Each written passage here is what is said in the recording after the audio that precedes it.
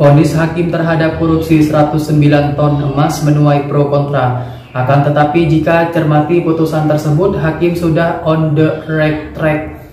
Sampai Mahfud MD memuji putusan tersebut. Apakah ini ada kaitannya dengan perbaikan kesejahteraan hakim oleh Prabowo? Dan kini bola panas kembali bergulir ke Kejagung untuk ungkap kasus kedua. Jangan biarkan para koruptor itu melenggang bebas setelah embat uang rakyat. Menjatuhkan pidana terhadap terdakwa oleh karena itu dengan pidana penjara selama 16 tahun dan denda sejumlah 1 miliar rupiah dengan ketentuan apabila denda tidak dibayar maka diganti dengan pidana kurungan selama 6 bulan.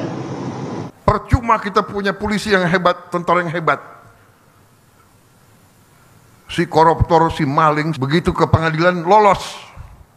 Hakim pengadilan negeri telah memutus hukuman penjara 16 tahun dan denda 1 miliar kepada Zarof Richard. Ada yang senang, tapi juga banyak yang kecewa. Kok hanya dihukum 16 tahun dan denda 1 miliar? Bukankah uang yang disita besarnya 915 miliar dan emas 51 kilogram? Masa cuma 16 tahun? Masa cuma 1 miliar? Bagi saya, atau bagi kita yang mencermati vonis itu, vonis dari Rosihan Juariah ini bagus. Karena menghukum 16 tahun dan 1 miliar denda, itu hanya terkait dengan satu dakwaan, yaitu dakwaan penyuapan 5 miliar dari kasus Tanor melalui pengacaranya Lisa. Jadi wajib membuktikan sebaliknya terhadap harta benda milik yang belum didakwakan tetapi juga diduga berasal dari tindak pidana korupsi. Terdakwa wajib membuktikan bahwa aset tersebut bukan hasil korupsi. Tidak ada sumber penghasilan sah yang dapat menjelaskan kepemilikan aset berupa uang tunai dalam berbagai mata uang yang setara dengan 915 miliar rupiah dan emas logam mulia sebanyak 51 kg bagi seorang PNS. Terdakwa gagal dalam membuktikan bahwa aset tersebut diperoleh secara legal melalui warisan, hibah, usaha atau sumber penghasilan sah lainnya. Jadi kasus penyuapan 5 miliar yang membebaskan Tanor itu divonis 16 tahun. Nah, sementara uang yang 915 miliar dan 51 kg emas itu bisa segera dibuat perkara baru. Bukan selesai, itu tidak selesai, malah belum disentuh. Karena begini, di dalam fakta persidangan dan disebutkan oleh Hakim Juariah, itu Zarof ketika ditanya uangnya itu halal apa tidak, legal apa tidak, dia tidak bisa membuktikan bahwa harta yang 915 M dan 51 kg emas itu legal. Oleh karena Zarof tidak bisa membuktikan legalitas kepemilikan uang dan emas tersebut, maka dianggap gratifikasi. Ditemukan catatan-catatan yang menunjukkan hubungan antara aset dengan nomor-nomor perkara tertentu, mengindikasikan bahwa aset tersebut diperoleh dari gratifikasi yang berhubungan dengan penanganan perkara. Menimbang bahwa terdakwa juga sudah ditetapkan sebagai tersangka dalam perkara TPPU yang saat ini masih dalam tahap penyidikan oleh Kejaksaan Agung, sehingga sangat mungkin terdakwa diajukan lagi dalam perkara baru karena tidak dikumulasi dengan perkara ini. Maka sesuai pasal 65, pasal 66 dan pasal 71 KUH pidana harus menjadi pertimbangan pula dalam penjatuhan pidana dalam perkara akuo. Oleh sebab itu kita berharap Kejaksaan segera membuat perkara baru atas Zarof dengan tuntutan yang tentu jauh lebih berat karena dia menyimpan uang suap sebesar 915 miliar dan 51 kg emas. Apalagi menurut hakim juga bersama dengan penyitaan uang 915 miliar dan 51 kg emas itu ditemukan catatan tentang nomor-nomor perkara yang terkait dengan uang dan emas tersebut. Jadi sebenarnya masalahnya simpel. ya segera saja diusut lagi. Rakyat akan menunggu.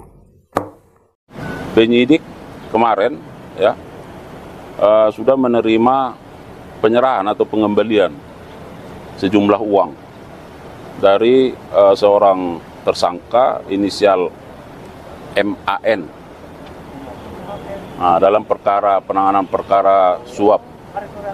Iya, ya. Nilainya dalam bentuk rupiah 3,7 miliar dan dalam bentuk mata uang asing 198.900.900 USD. Nah, kalau dirupiahkan sekitar 3,18 miliar atau 3,2 miliar. Dan kalau dianggap gratifikasi itu kalau 30 hari setelah diperoleh tidak dikembalikan atau dilaporkan ke KPK, maka dianggap suap.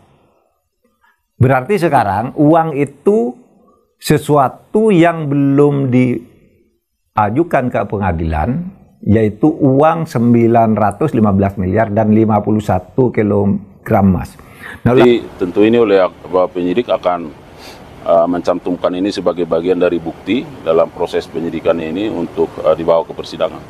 Anda adalah benteng terakhir keadilan. Orang miskin, orang kecil hanya bisa berharap kepada hakim-hakim yang adil. Orang yang kuat, orang yang punya uang banyak, dia bisa berbuat. Dia bisa punya tim hukum yang luar biasa. Tapi orang kecil hanya tergantung sama hakim yang adil.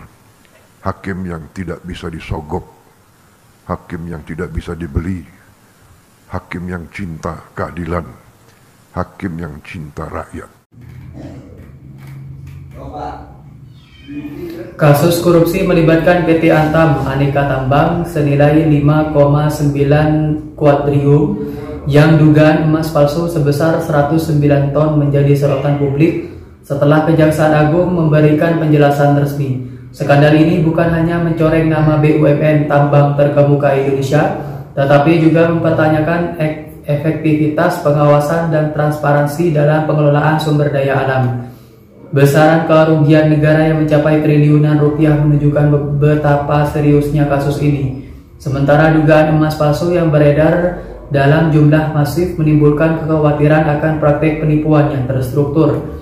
Kejaksaan Agung menyatakan bahwa kasus ini masih dalam tahap penyelidikan, namun publik mempertanyakan mengapa skandal sebesar ini baru terungkap sekarang. PT Antam sebagai perusahaan yang bergerak di bidang pertambangan emas, nikel, dan mineral lainnya seharusnya menjadi tulang punggung penerimaan negara di sektor mineral. Namun jika dugaan korupsi dan penyelewengan ini terbukti, maka kepercayaan terhadap BUMN tersebut akan semakin merosot. Selain itu, implikasi dari kasus ini bisa meluas ke sektor ekonomi, mengingat emas merupakan komoditas yang memenuhi stabilitas pasar dan cadangan devisa negara. Dari laporan keuangan PT Antam menunjukkan bahwa perusahaan ini memiliki aset yang signifikan, namun jika terdapat indikasi penggelapan atau pencucian uang, maka nilai tersebut bisa jadi hanya ilusi. Ada 109 ton emas palsu yang disebutkan dalam laporan. Jika benar ada, akan menjadi salah satu kasus pemalsuan terbesar dalam sejarah Indonesia. Sebagai perbandingan, produksi emas Antam pada tahun 2022 hanya sekitar 2 ton per tahun, sehingga jumlah 109 ton saat tidak wajar, menimbulkan tanda tanya besar. Kasus ini juga mengindikasikan adanya kelemahan sistem dalam pengawasan logam mulia di Indonesia. Badan Pusat Statistik dan Kementerian SDM seharusnya memiliki data yang akurat terkait produksi dan peredaran emas. Namun temuan ini menunjukkan celah yang dimanfaatkan oknum tertentu. Selain itu, peran pihak berwenang seperti PPATK, transaksi keuangan yang juga dipertanyakan. Mengapa aliran dana triliunan rupiah tidak terdeteksi lebih dini? Nampak dari skandal ini tidak hanya finansial tetapi juga merusak reputasi Indonesia di mata investor asing.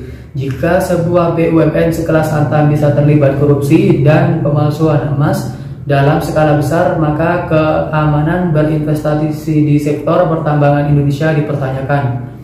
Pemerintah harus mengambil langkah tegas tidak hanya dalam penindakan hukum, tetapi juga memperbaiki sistem pengawasan dan tata kelola BUMN untuk mencegah terulangnya kasus serupa di masa depan. Publik menunggu kejelasan lebih lanjut dari Kejaksaan Agung dari pihak berwenang lainnya. Jika tidak ditangani secara transparan, kasus ini bisa menjadi bom waktu yang semakin merusak kepercayaan masyarakat terhadap penegakan hukum dan tata kelola perusahaan negara.